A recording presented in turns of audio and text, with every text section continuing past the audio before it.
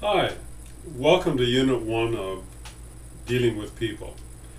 This is an interesting unit in that we're looking at the history of the fire service and understanding a little bit of how that affects the culture of the organization and even the focus of the organization, which in turn affects how we deal with each other. And you're probably the best resource for your local department. But in the text, there is a fair bit about the Canadian Fire Service and internationally how it also is structured at various different other areas. We also then start looking at the organization and we start understanding, we thought the fire service was fairly simple, but there's a lot going on. We're affected by an awful lot of other factors.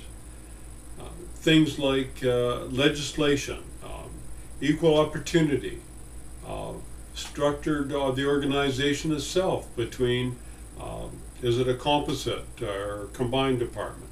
Does it have volunteers? What's the ability of the two personnel, full-time and volunteer, working together? Do we encourage diversity? City I came from, it has a very diverse population base.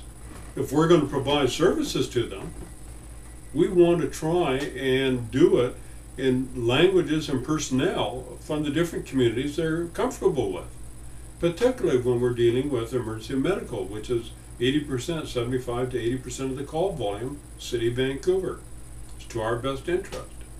So we start understanding other factors, the movement towards safety and RIT teams, etc.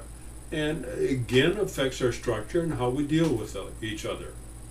So I'd like you to take your time, look at the unit, and as a final reminder, when you're doing your assignments, I really like to encourage other outside sources apart from textbook, lots of sources, official sources on the internet that potentially you could possibly use. Take care. Look forward to keep working with you this term.